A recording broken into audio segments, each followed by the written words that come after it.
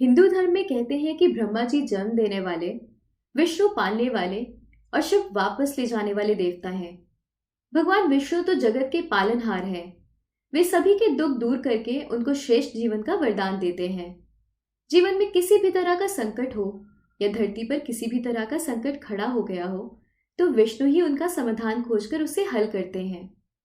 भगवान विष्णु ने ही नरसिंह अवतार लेकर जहां अपने भक्त प्रहलाद को बचाया था, वहीं क्रूर हिरण्यकशिपु से प्रजा को मुक्ति भी दिलाई थी।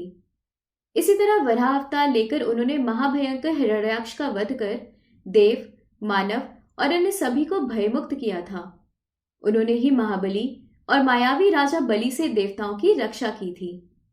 इसी तरह श्रीहरि विष्णु ने कुछ ऐसे कार्य किए थे जिनको जन कल्याण के लिए किया गया छल कहा गया था। यदि वे ऐसा नहीं करते तो कई देवी और देवताओं की जान संकट में होती। तो आइए जानते हैं श्रीहरि विष्णु द्वारा जनहित में किए गए 5 छल।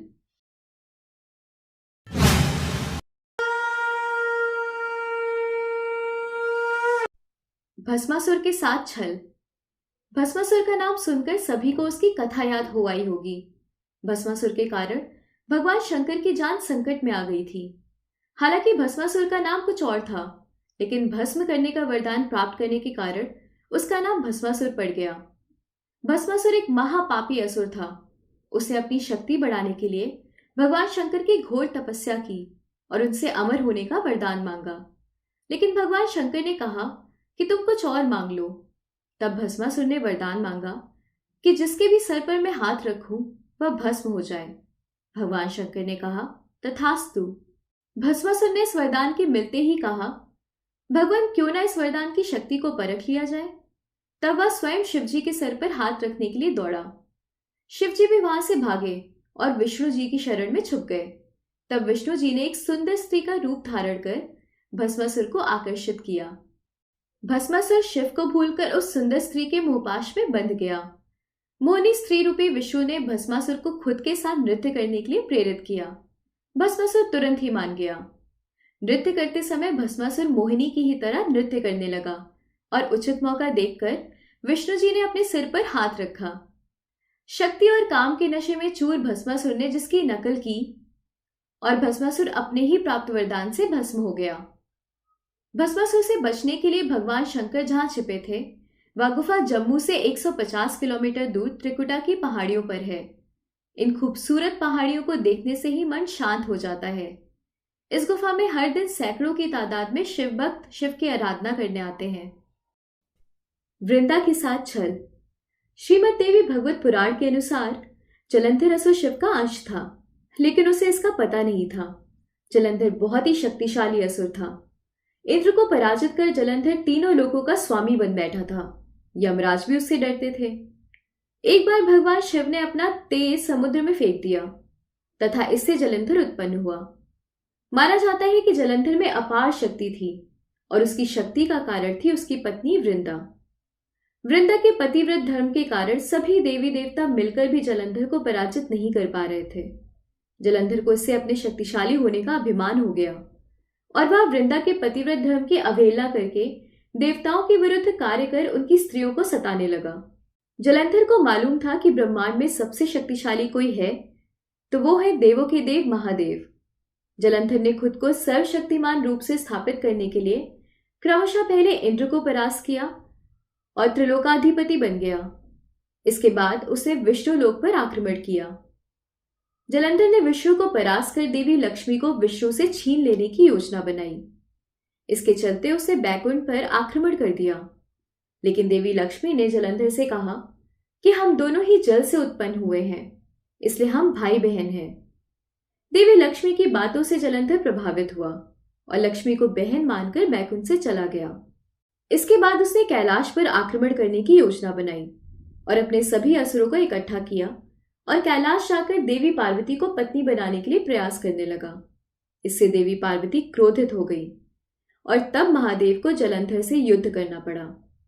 लेकिन वृंदा के सतीत्व के कारण भगवान शिव का हर प्रहार जलंधर निष्फल कर देता था। अंत में देवताओं ने मिलकर योजना बनाई और भगवान विष्णु जलंधर का वेश धारण कर वृंदा के पास पहुंच गए। वृंदा भगवान विष्णु को अपना पति जलंधर समझकर उनके साथ पत्नी के समान व्यवहार करने लगी। इससे वृंदा का पतिव्रत धर्म टूट गया और शिव ने जलंधर का वध कर दिया। विष्णु द्वारा सतीत्व भंग किए जाने पर वृंदा ने आत्मदाह कर लिया।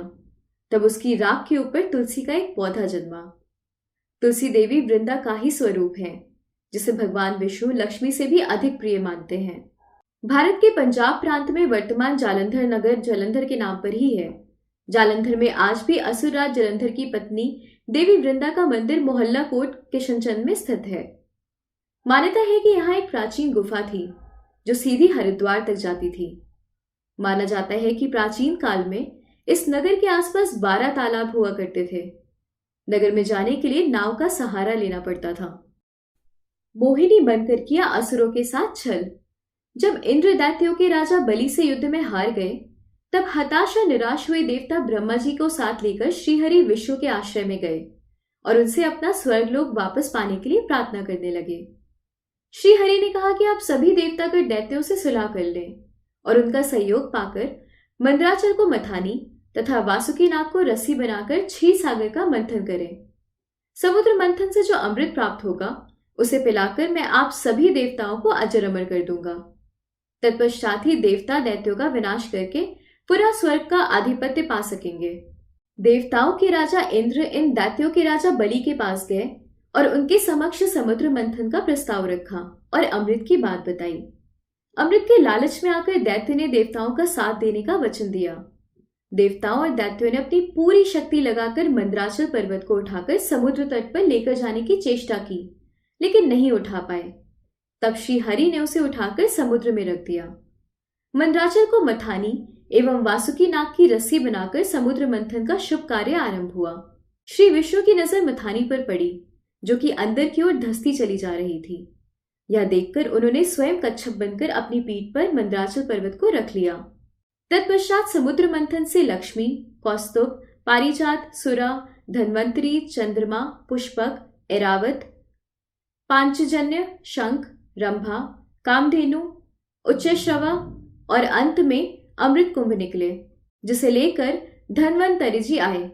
उनके हाथों से अमृत कलश छीनकर दैत्य भागने लगे ताकि देवताओं से पूर्व अमृत पान करके वे अमर हो जाएं। दैत्यों के बीच कलश के लिए झगड़ा शुरू हो गया और देवता हताश खड़े थे। श्री विष्णु अति सुंदर नारी का रूप धारण करके देवता और दैत्यों के बीच पहुंच गए और उन्होंने अमृत को समान रूप से बांटने का प्रस्ताव रखा। दैत्यों ने मोहित होकर अमृत का कलश श्री विष्णु को सौंप दिया। मोहिनी रूपधारी विष्णु ने कहा कि मैं जैसे भी विभाजन का कार्य करूं, चाहे वह उचित हो या अनुचित, तुम लोग बीच में बाधा उत्पन्न ना करने का वचन दो, तभी मैं इस काम को करूंगी। सभी ने मोहिनी रूपी भगवान की बात मान ली। देवता और दैत्य अलग अलग पंक्तियों में बैठ गए। मोहिनी रूप धारण करके विष्णु ने छल से सारा अमृत देवताओं को पिला दिया, लेकिन इससे दैत्यों में भारी आक्रोश फैल गया। असुरराज बलि के साथ छल। असुरों के राजा बलि की चर्चा पुराणों में बहुत होती है। वह अपार शक्तियों का स्वामी लेकिन धर्मात्मा था। दान पुण्य करने में वह कभी पीछे नहीं रहता था। उसकी सबसे बड़ी खामी यह थी कि उसे अपनी शक्तियों पर घमंड था और वह खुद को ईश्वर के समकक्ष मानता था और वह देवताओं का घोर विरोधी था। कश्यप ऋषि की पत्नी दिति के 2 प्रमुख पुत्र हिरण्यकश्यप और हिरण्याक्ष थे। हिरण्यकश्यप के 4 पुत्र थे, अन्नुहल्लाद, हल्लाद, भक्त प्रहलाद और संघल्लाद। प्रहलाद के कुल में विरोचन के पुत्र राजा बलि का जन्म हुआ। राजा बलि का राज्य संपूर्ण दक्षिण भारत में था।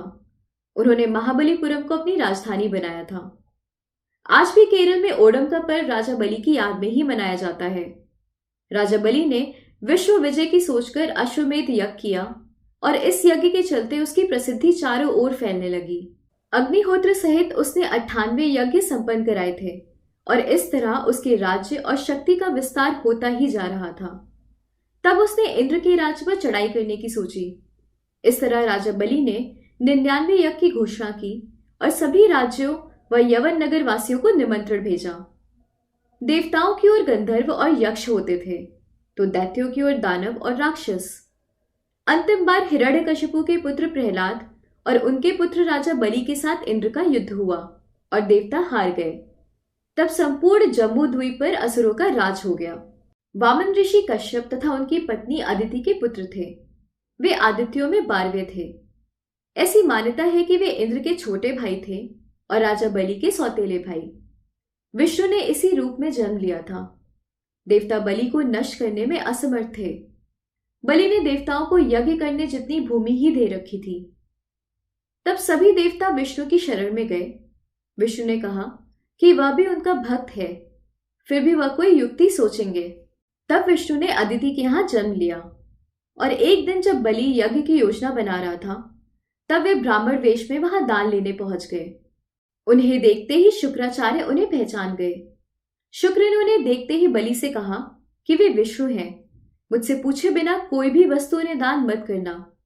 लेकिन बलि ने शुक्राचार्य की बात नहीं सुनी और वामन के दान मांगने पर उनको 3 पग भूमि दान में दे दी।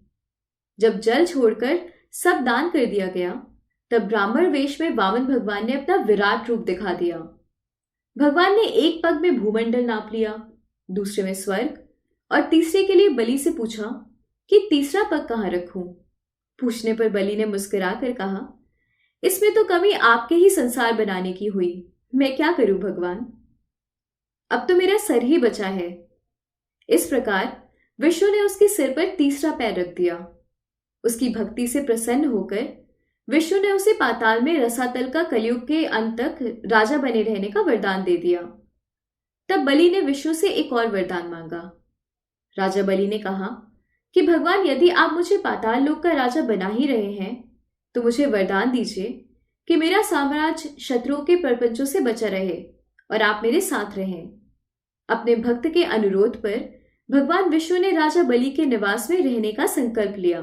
पातालपुरी में राजा बलि के राज्यों में 8 प्रहर भगवान विष्णु सशरीर उपस्थित रहे उनकी रक्षा करने लगे और इस तरह बलि निश्चिंत होकर सोता था और संपूर्ण पातालपुरी में शुक्राचार्य के साथ रहकर एक नए धर्मराज की व्यवस्था संचालित करता है। माता पार्वती के साथ छल। माना जाता है कि बद्रीनाथ धाम कभी भगवान शिव और पार्वती का विश्राम स्थान हुआ करता था। यहाँ भगवान शिव अपने परिवार के साथ रहते थे, लेकिन श्रीहरि विष्णु का यह स्थान इतना अच्छा लगा कि उन्होंने इसे प्राप्त करने के लिए योजना बनाई। पुराण कथा के अनुसार सतयुग में जब भगवान नारायण बद्रीनाथ आए, तब यहाँ बंदरियों यानी बेर का वन था और यहाँ भगवान शंकर अपनी अर्धांगिनी पार्वती जी के साथ मजे से रहते थे। एक दिन श्रीहरि विष्णु बालक का रूप धारण कर जोर जोर से रोने लगे। उनके रोने को सुनकर माता पार्वती को बड़ी पीड़ा हुई।